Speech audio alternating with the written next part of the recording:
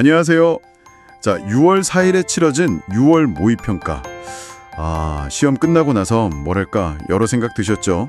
이거 작년 수능이랑 비슷한가 싶기도 하고, 또 아니 이 과목은 왜 이렇게 어렵지? 이런 부분도 있었을 거고요. 오늘 저희가 함께 살펴볼 자료들이 바로 이 시험에 대한 건데요. 네, 그렇죠. 아시다시피 이게 그냥 모의고사가 아니잖아요. 그럼요. 수능 출제 기관인 한국교육과정평가원, 여기서 직접 주관하니까 11월 수능이 어떨지 그 방향을 살짝 엿볼 수 있는 가장 확실한 예고편인 셈이죠. 맞습니다. 그래서 사실 점수 자체에 너무 이렇게 좌우되기보다는요, 이번 시험이 앞으로 수능에 대해서 어떤 신호를 주는지 그걸 읽는 게 핵심입니다. 보내주신 자료들 보면서 그 의미를 한번 깊이 파고들어보죠. 좋습니다. 그럼 국어부터 한번 볼까요?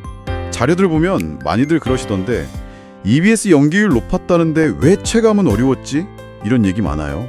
고전시가 동유가나 고전소설 김진옥전처럼 아는 작품도 꽤 나왔는데 말이죠. 네, 바로 그게 어떻게 보면 함정일 수 있는 거죠. 그러니까 EBS 연계가 됐다고 해서 문제가 바로 쉬워지는 건 아니거든요. 예를 들면 독서에서 열분해랑 전기분해 방식 비교하는 거, 그 12번 문항 같은 거요. EBS 내용을 바탕으로 한 건 맞는데 이게 그냥 아는 걸 묻는 게 아니라 두 가지 방식을 제대로 비교하고 분석할 수 있냐? 이걸 복합적으로 물어봤어요. 그래서 까다로웠죠. 그러니까 그냥 지문 봤다 이게 아니라 내용을 정말 자기 걸로 만들어서 응용할 수 있냐? 이걸 봤다는 거네요. 정확합니다. 네, 지문을 그냥 표면적으로 아는 것만으로는 좀 부족했던 거죠. 단순히 암기만으로는 안 된다는 확실한 신호네요, 그럼. 당황했을 수도 있고요. 결국 작년 수능이랑 난이도 자체는 비슷할 수 있어도 지문을 얼마나 깊이 있게 이해하느냐, 그리고 이걸 또 새로운 정보랑 연결해서 적용할 수 있느냐, 이게 중요해진 겁니다. 국어에서 그런 깊이가 중요했다면 수학은 어땠나요? 자료를 보니까 전반적으로는 작년 수능하고 비슷하거나 약간 쉬웠다, 이런 평이 좀 있긴 한데 선택 과목에 따라서는 느낌이 확 달랐다고요? 특히 그 미적분 선택한 학생들은 좀 고생했다, 이런 분석이 있네요. 맞아요. 미적분이 확실히 좀 까다로웠다는 평가가 많습니다. 그 28번, 29번, 30번 이 문제들이 변별력을 딱 가르는 고난도 문제였어요. 그래서 아마 많은 학생들이 여기서 좀 시간을 많이 썼거나 어렵다고 느꼈을 겁니다. 그렇군요.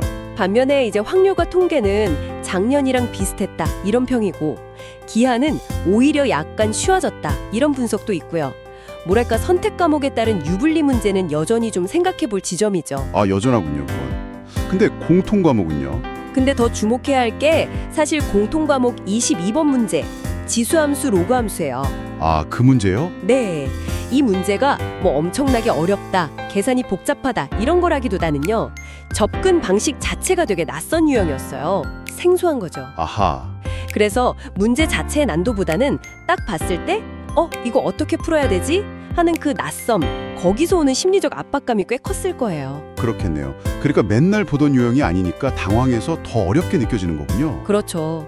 결국은 정형화된 풀이법만 외워서는 좀 한계가 있다는 걸 보여주는 거죠. 결국 국어든 수학이든 아는 것과 그걸 문제로 풀어내는 건 별개다, 이걸 딱 보여준 시험이네요. 내가 어떤 부분에서 당황했는지, 이런 유형은 좀 더 연습해야겠구나, 이런 깨달음이 중요하겠어요. 네, 맞습니다. 그래서 정리를 좀 해보면 국어는 EBS 연계 공부는 당연히 기본으로 하되 거기서 멈추면 안 되고, 복합적인 사고를 요구하는 문항이나 아예 처음 보는 비연계 작품에 대한 독해력, 이걸 길러야 합니다. 네, 독해력 중요하죠. 그리고 수학은 미적분 고난도 문항처럼 변별력 있는 문제에 대한 대비도 중요하고, 동시에 공통 22번 같은 좀 낯선 유형에 대한 적응력을 키우는 거, 이게 중요합니다. 그리고 본인이 선택한 과목 전략도 이번 기회에 한번 점검해 봐야겠죠. 그렇네요. 점수 하나하나에 막 좌절하고 그럴 게 아니라 이번 시험이 주는 시그널, 이 신호를 잘 읽고 약점을 보완하는 기회로 삼아야 한다, 이 말씀이시죠? 바로 그겁니다. 네, 오늘 6월 모의평가 분석 자료들 보면서 여러 중요한 점들을 짚어봤습니다. 이 모의평가는 그냥 연습이 아니에요. 어떻게 보면 11월 수능이라는 최종 목적지까지 어떻게 가야 할지 알려주는 아주 중요한 정보이자 내비게이션 같은 겁니다. 오늘 여기서 발견한 여러분의 약점, 또 가능성, 이게 실제 수능에서는 정말 큰 자산이 될 수 있습니다. 오늘 저희가 나눈 이야기들이 여러분의 남은 수험 기간 동안 좋은 길잡이가 되기를 바랍니다. 자, 그럼 마지막으로 여러분께 한번 질문을 던져볼게요. 한번 깊이 생각해 보시면 좋겠습니다. 오늘 분석을 통해 얻은 여러 통찰 중에서 여러분의 기존 학습 계획에서 이것만큼은 진짜 꼭 바꿔야겠다 라고 생각하게 된 가장 큰 부분은 무엇인가요?